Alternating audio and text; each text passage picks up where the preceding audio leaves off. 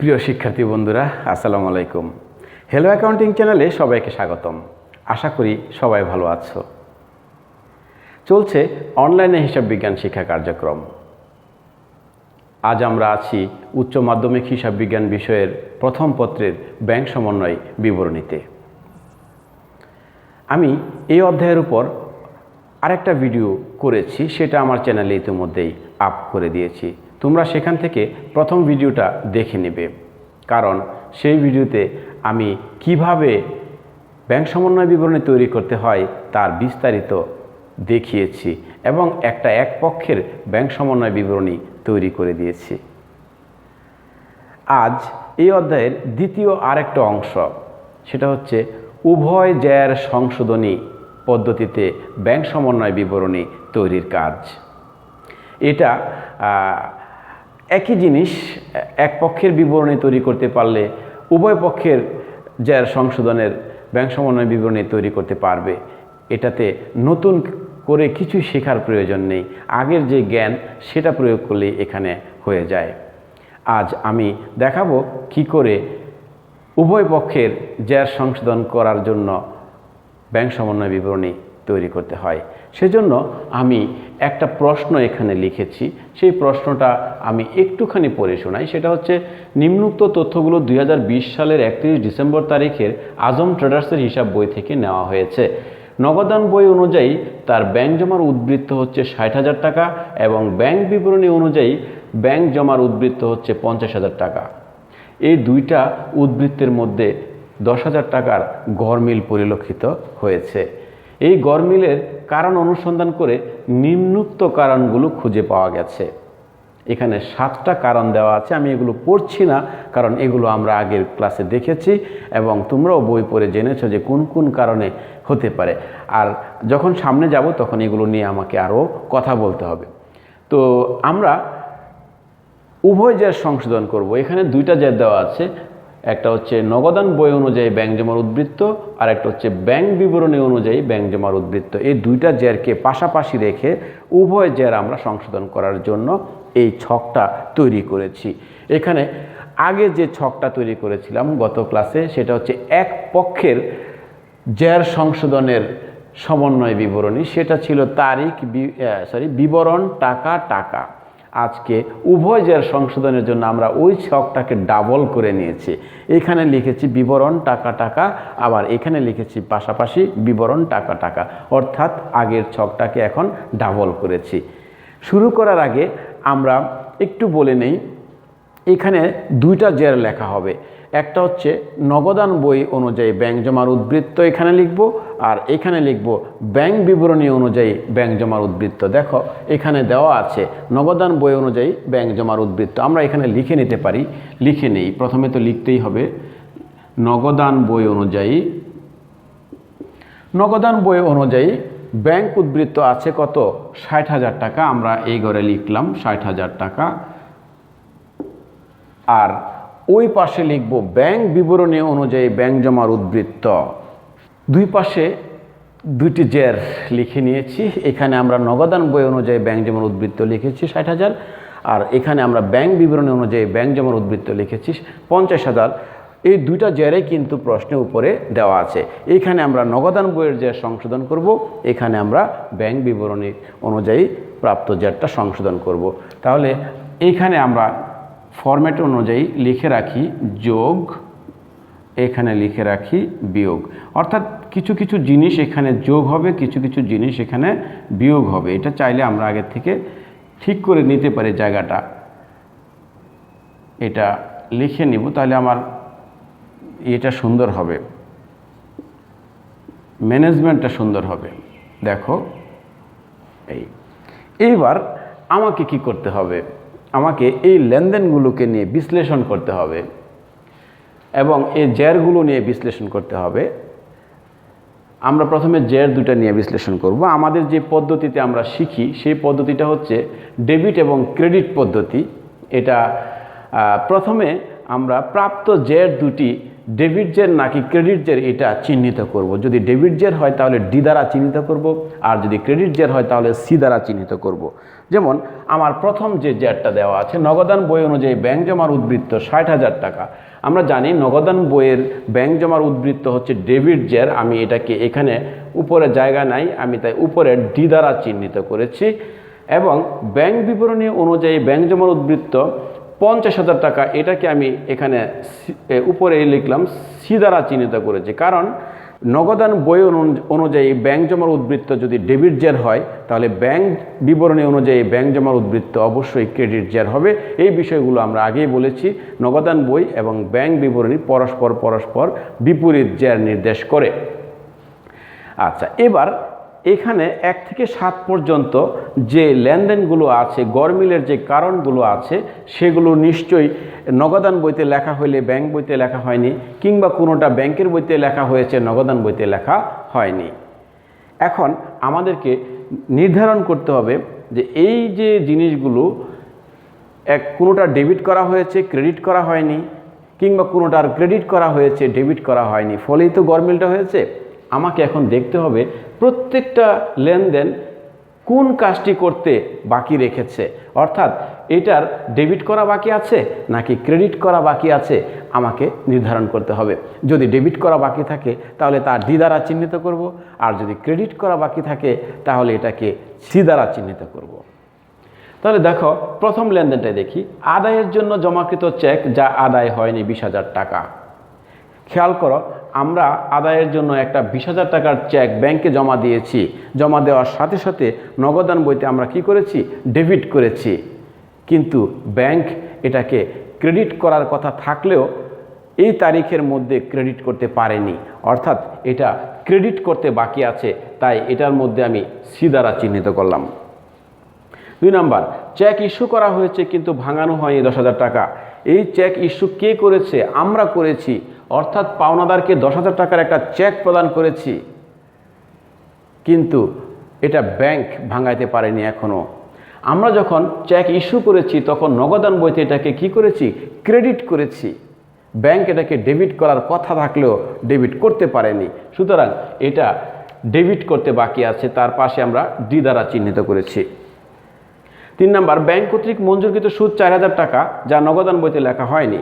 লক্ষ্য করো, এই সুদ ব্যাংক মঞ্জুর করেছে, ব্যাংকের বইতে ঠিকই এটাকে হিসাবভুক্ত করেছে, কিন্তু আমরা নগদান বইতে এটাকে হিসাবভুক্ত করতে পারিনি।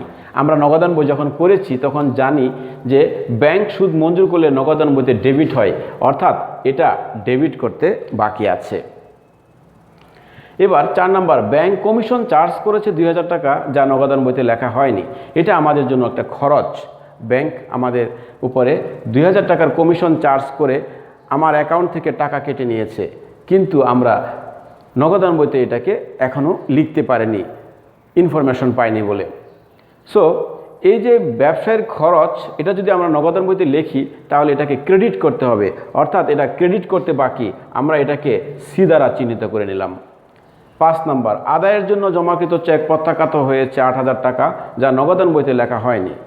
আমরা যখন ব্যাংকে একটা চেক জমা দিয়েছিলাম 8,000 টাকার, তখন ডেবিট করেছিলাম। এবার ব্যাংক কী করেছে? প্রত্যাখ্যান করেছে, চেকটা ফেরত পাঠিয়েছে। সুতরাং আমাকে এখন এটা কি করতে হবে? নগদান বইতে ক্রেডিট করতে হবে, বাট আমরা নগদান বইতে এটা লিখিনি, তার মানে হচ্ছে ক্রেডিট করিনি, অর্থাৎ ক্রেডিট করতে বাকি আছে, তাই সি দ্বারা চিহ্নিত করেছি। 6, প্রাপ্য হিসাব কর্তৃক ব্যাংকে জমা 16,000 টাকা যা নগদান বইতে লেখা হয়নি। তো একজন দেনাদার কি করেছে? সে আমার অ্যাকাউন্টে 16,000 টাকা জমা দিয়েছে, ব্যাংকের বইতে লেখা হয়েছে কিন্তু নগদান বইতে এটা লেখা হয়নি। যেহেতু এটা আমাদের প্রাপ্তি, জমা হয়েছে টাকা, নগদান বইয়ের ডেবিট করার কথা ছিল, করা হয়নি, তাই এটাকে আমরা ডি দ্বারা চিহ্নিত করলাম। 7 নম্বর, 1,000 টাকার প্রাপ্য নোট যা আদায়ের জন্য ব্যাংকে জমা দেওয়া হয়েছে কিন্তু এখনও আদায় হয়নি। দেখো, একটা প্রাপ্য নোট আমরা ব্যাংকে জমা দিয়েছি, যখন জমা দিয়েছি তখন আমরা নগদান বইতে কি করেছি? ডেবিট করেছি। ব্যাংক এখন টাকাটা আদায় করে ক্রেডিট করার কথা, বাট ব্যাংক এখন পর্যন্ত ক্রেডিট করেনি, অর্থাৎ ক্রেডিট করতে বাকি, তাই এটাকে আমরা সি দ্বারা চিহ্নিত করেছি। দেখো বন্ধুরা, আমরা যে কাজটা করেছি যে প্রত্যেকটা লেনদেন যেটা ডেবিট করতে বাকি আছে সেটাকে ডি দ্বারা চিহ্নিত করেছি এবং যেটা ক্রেডিট করতে বাকি আছে সেটাকে সি দ্বারা চিহ্নিত করেছি। আমাদের কাজ কিন্তু সহজ হয়ে গেছে। এবার আমরা কাজটা শুরু করতে পারতাম, কিন্তু যেহেতু উভয় জের সংশোধন করতে হবে সেহেতু আরও একটু কথা বাকি আছে। সেটা হচ্ছে এই 7টা লেনদেনের মধ্যে কোনগুলো এখানে আসবে আর কোনগুলো এখানে আসবে আমাকে আগে পার্থক্য করতে হবে। আমি পরিষ্কার করে দিচ্ছি, আমরা এখানে নগদান বই অনুযায়ী ব্যাংক জমার উদ্বৃত্ত নিয়েছি, অর্থাৎ নগদান বইয়ের জের সংশোধন করব এখানে আর ব্যাংক বিবরণীর জের সংশোধন করব এখানে। এই 7টা লেনদেনের মধ্যে যেগুলো নগদান বইতে লেখা হয়নি সেগুলো আসবে এখানে, আর যেগুলো নগদান বইতে লেখা হয়েছে কিন্তু ব্যাংকের বইতে লেখা হয়নি সেগুলো যাবে এখানে। চলো আমরা আগে দেখি কোনগুলো এখানে আসবে আর কোনগুলো এখানে আসবে।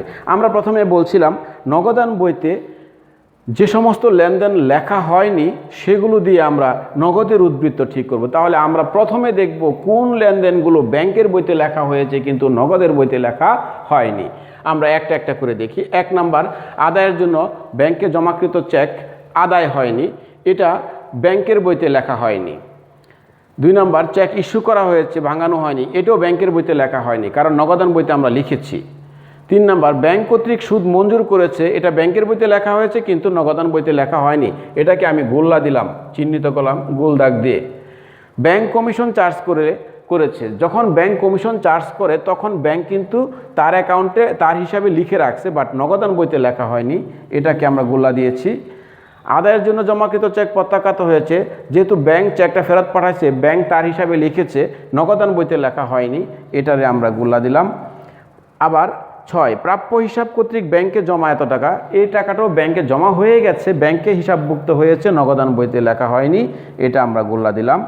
7, এত টাকার প্রাপ্য নোট যা আদায়ের জন্য ব্যাংকে জমা দেওয়া হয়েছে এখনও আদায় হয়নি, এটা নগদান বইতে লেখা হয়েছে কিন্তু ব্যাংকের বইতে লেখা হয়নি। আমার চিহ্নিত করা হয়েছে, গোল্লা দিয়ে আমরা চিহ্নিত করেছি 1, 2, 3, 4টা লেনদেন যেগুলো নগদান বইতে লেখা হয়নি, এই 4টা লেনদেন আসবে এখানে। আর বাকি যে 3টা লেনদেন আছে 1, 2 এবং 7, এই লেনদেনগুলো ব্যাংকের বইতে লেখা হয়নি, এই লেনদেনগুলো ব্যাংকের বইতে লেখা বাদ পড়েছে, তাই এগুলো আমাদের এখানে নিতে হবে। এখন আমরা প্রথমে নগদান বইয়ের জের সংশোধন করব। নগদান বইয়ের জের সংশোধন করতে আমার 1, 2, 3 এই 4টা লেনদেন যাবে, অন্য কোনো লেনদেন যাবে না। এখন কিভাবে এই 4টা লেনদেন লিখব? এই 4টা লেনদেনের মধ্যে কোনটা যোগ হবে কোনটা বিয়োগ হবে সেটা কি করে নির্ধারণ করব? সেই নির্ধারণ কিন্তু আমরা আগেই করে রেখেছি। আমরা বলছিলাম আমরা যে জেরটা নিয়ে শুরু করেছি সেটা যদি ডেবিট জের হয় তাহলে ডি দ্বারা চিহ্নিতগুলো যোগ হবে আর সি দ্বারা চিহ্নিতগুলো বিয়োগ হবে। আমরা নগদান বইয়ের ডেবিট জের নিয়ে শুরু করেছি, দেখো এখানে ডেবিট জের আমরা আগে ঠিক করে রেখেছি যে ডেবিট জের নিয়ে শুরু করেছি। সুতরাং এই 4টা লেনদেনের মধ্যে যেগুলোতে ডি দ্বারা চিহ্নিত করা আছে সেগুলো হবে যোগ, হ্যাঁ, আর যেগুলো সি দ্বারা চিহ্নিত করা আছে সেগুলো হবে বিয়োগ। সো আমরা এখন চোখ বন্ধ করে লিখতে পারি। প্রথমে 3 নাম্বারটা যোগে লিখব, আমরা যোগের নাম্বার দিব 1, লিখব ব্যাংক কর্তৃক মঞ্জুরকৃত সুদ নগদান বইতে লেখা হয়নি, আমরা লিখি ব্যাংক কর্তৃক, একটু ছোট করে লিখতে হবে, ব্যাংক কর্তৃক মঞ্জুরকৃত সুদ নগদানভুক্ত হয়নি, নগদানভুক্ত হয়নি। আমরা এটা লিখব কিভাবে? 4000 টাকা লিখব, আমরা এই ঘরটায় লিখব, একটা লেনদেন লিখেছি, এটা বইয়ের প্রশ্নের 3 আছে, আমরা ক্রমিক নম্বর 3 দিয়ে একটা গোল্লা দিয়ে রাখব। এবার যোগের 2 নাম্বারটা লিখব। 2 নাম্বার আরেকটা আছে যেগুলো দাগ দেওয়ার মধ্যে ডেবিট করতে বাকি আছে, এটা ডেবিট করতে বাকি আছে। সুতরাং প্রাপ্য হিসাব কর্তৃক ব্যাংকে জমা এত টাকা নগদান বইতে হয়নি, আমরা লিখি ব্যাংকে জমা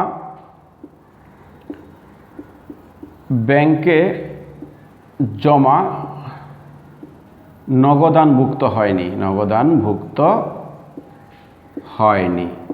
ব্যাংকে জমা নগদানভুক্ত হয়নি। এটা কত নাম্বার সিরিয়ালে আছে? 6 নাম্বার। আমি এখানে 6 নাম্বার দিব। টাকার পরিমাণ কত আছে? 16,000। 16,000। তাহলে এই দুইটা জিনিস আমরা কি করব? যোগ করে এখানে নিয়ে যাব 20,000। 20,000। এবার এটার সাথে এটা যোগ করলে হয়ে যাবে কত? 80,000। এবার বিয়োগের বিষয় আমরা বলছিলাম সি দ্বারা চিহ্নিতগুলো কি হবে? বিয়োগ হবে। 1 2 3 4 এই 4টা লেনদেন কিন্তু আমরা গোলা দিয়ে চিহ্নিত করেছি, যেগুলো নগদান বই জ্যার সংশোধন করতে কাজে লাগবে। এর মধ্যে 2টা লিখেছি আর সি দ্বারা চিহ্নিত 2টা বিয়োগ করার জন্য রেখে দিয়েছি। তো এখানে সি দ্বারা চিহ্নিত হচ্ছে ক্রমিক নম্বর 4। আমরা এখানে বিয়োগের 1 নাম্বার দিয়ে লিখব।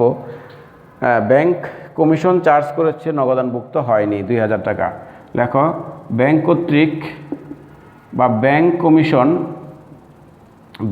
কমিশন নগদানভুক্ত হয়নি, নগদানভুক্ত হয়নি। এখানে এটার সিরিয়াল হচ্ছে 4, আমরা এখানে 4 দিয়ে রাখবো ব্র্যাকেটে। আর টাকার পরিমাণ হচ্ছে 2,000। আমরা এই ঘরে না, এই ঘরটায় 2,000 লিখব, যেহেতু আমাদের আরও একটা লেনদেন লিখতে হবে। তো এখানে আরেকটা লেনদেন সি দ্বারা চিহ্নিত করে রেখেছি আমরা, সেটা হচ্ছে 5 নাম্বার। জমাকৃত চেক প্রত্যাখ্যাত হয়েছে 8,000 টাকা। লেখো জমাকৃত চেক প্রত্যাখ্যান করা হয়েছে। এটা আমার আসবে হচ্ছে, টাকার পরিমাণ হচ্ছে কত? 8,000 টাকা। 8,000। এটা সিরিয়ালটা হচ্ছে 5, আমরা এখানে 5 লিখে রাখলাম। আর কিছু নাই, এই দুইটা যোগ করে আমরা নিয়ে যাব এখানে 8,000 আর 2,000 10,000। এটা তো বিয়োগ হবে, যেহেতু এটা বিয়োগের, আমরা 80,000 থেকে 10,000 বিয়োগ করলে পাবো কত? 70,000। এই 70,000 টাকা হচ্ছে নগদান বইয়ের সংশোধিত জের। লেখো নগদান বইয়ের সংশোধিত জের কত? এই 70,000। এবার আমরা ব্যাংক বিবরণী অনুযায়ী ব্যাংক জমার উদ্বৃত্ত সংশোধন করব। সেখানে আমরা কোন লেনদেনগুলো নিব? যেগুলো গোল্লা দিয়েই নিই। আগে আমরা ঠিক করেছি যেগুলো ব্যাংকের বইতে লেখা হয়নি কিন্তু নগদের বইতে লেখা হয়েছে, সেগুলো আমরা ওখানে নিব। আমি ইতিমধ্যে ঠিক করে রেখেছি 1 2 এবং 7, এই 3টা লেনদেন আছে যেগুলো ব্যাংকের বইতে লেখা হয়নি। এর মধ্যে আমরা যে জের নিয়ে শুরু করেছি, ব্যাংক বিবরণী অনুযায়ী ব্যাংক জমার উদ্বৃত্ত 50,000 টাকা, এটা হচ্ছে ক্রেডিট জের। দেখো এখানে আমি এটাকে সি দ্বারা চিহ্নিত করেছিলাম। ক্রেডিট জের নিয়ে আমরা যদি শুরু করি, তাহলে এই 3টা লেনদেনের মধ্যে সি দ্বারা চিহ্নিতগুলো যোগ হবে আর ডি দ্বারা চিহ্নিতগুলো বিয়োগ হবে। আবার বলছি, যেহেতু 50,000 টাকা ক্রেডিট জের, সুতরাং এখানে যেগুলো ক্রেডিট করতে বাকি আছে সেগুলো যোগ হবে আর যেগুলো ডেবিট করতে বাকি আছে সেগুলো বিয়োগ হবে। আমরা এটা এখন লিখে ফেলি। 1 নাম্বার আদায়ের জন্য সি দ্বারা চিহ্নিত একটা আছে, সি দ্বারা চিহ্নিত একটা, 2টাই সি দ্বারা চিহ্নিত আছে, 2টা যোগ হবে। তাহলে চলো আমরা লিখি। 1 নাম্বার আদায়ের জন্য জমাকৃত চেক আদায় হয়নি। লেখো 1 নাম্বার জমাকৃত চেক আদায় হয়নি। এটা ব্যাংকের বইতে আসলে লেখা হয়নি। কত টাকা জমাকৃত চেক আদায় হয়নি? জমাকৃত চেক আদায় হয়নি হচ্ছে 20,000 টাকা। আমরা এই ঘরটায় লিখলাম, যেহেতু আমাকে আরেকটা লিখতে হবে। এখানে ক্রমিক নম্বরটা আমরা দিয়ে রাখবো, বইয়ের 1 নাম্বার ক্রমিক। এবার যোগের 2 নাম্বার সিরিয়ালে আমরা লিখব 7 নাম্বারে। দেখো প্রাপ্য নোট আদায়ের জন্য জমা দেওয়া হয়েছিল কিন্তু আদায় হয়নি। লেখক প্রাপ্য নোট আদায় হয়নি, সংক্ষিপ্ত করে লিখব যেহেতু আমার জায়গা কম। প্রাপ্য নোট আদায় হয়নি। ক্রমিক নম্বর হচ্ছে এটা বইয়ের 7, আমি 7 নাম্বার দিয়ে রাখছি। এখানে কত টাকা? 10,000 টাকা সম্ভবত। ইয়েস, 10,000 টাকা। এই দেখো 10,000 টাকা আমি যোগ করে দিচ্ছি। কত? 20 আর 10 30,000 টাকা। এই 30,000 টাকা 50-এর সাথে যোগ করলে হবে কত? 80,000 টাকা। এবার বিয়োগের বেলায় কি আসবে? আমরা দেখেছি শুধু একটা লেনদেন বাকি আছে, যেটা ডেবিট করতে বাকি ছিল ব্যাংকের বইতে, যে এটা ডি দ্বারা চিহ্নিত করেছি। চেক ইস্যু করা হয়েছে কিন্তু ভাঙানো হয়নি। লেখো 1 নাম্বার দিয়ে ইস্যুকৃত চেক ভাঙানো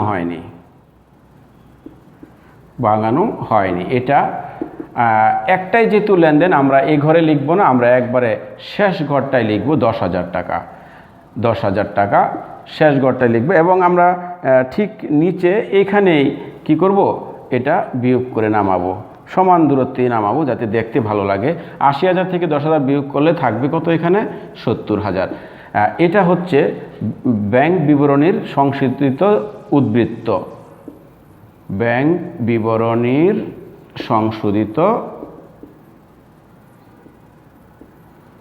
সংশোধিত জের বা উদ্বৃত্ত। এটা যা হোক, আমরা দেখো 2টা উদ্বৃত্ত সংশোধন করেছি এবং মজার বিষয় হচ্ছে এখানে উভয় জের সংশোধন করলে দেখবা শেষে ব্যাংক এবং নগদ এবং ব্যাংক উভয় জের কিন্তু সমান হয়ে যাবে, মিলে যাবে। এই প্রান্তে যা পাবা ওই প্রান্তে গিয়েও তাই পাবা, অর্থাৎ জের দুটো মেলানো হয়েছে। সো আমার এটা দেখানো শেষ হয়েছে। আমরা আশা করছি বুঝতে পেরেছো যে কিভাবে উভয় জের সংশোধন করা যায়। আর সত্যিকার অর্থে ব্যাংক সমন্বয় বিবরণী যদি তুমি শিখতে চাও তাহলে আমার 1 এবং 2টা ভিডিও তোমাকে পাশাপাশি দেখতে হবে। প্রথমে অবশ্যই 1 নম্বর ভিডিও দেখে অনুশীলন করে তারপরে 2 নম্বর ভিডিওতে এসে উভয় জের সংশোধনের নিয়মটা অনুসরণ করতে হবে। আশা করছি এভাবে তোমরা সঠিকভাবে ব্যাংক সমন্বয় বিবরণী তৈরি করতে সক্ষম হবে। আজ এ পর্যন্তই, দেখা হবে অন্য আরেকদিন নতুন কিছু নিয়ে। সে পর্যন্ত সবাই ভালো থাকি। আল্লাহ হাফেজ।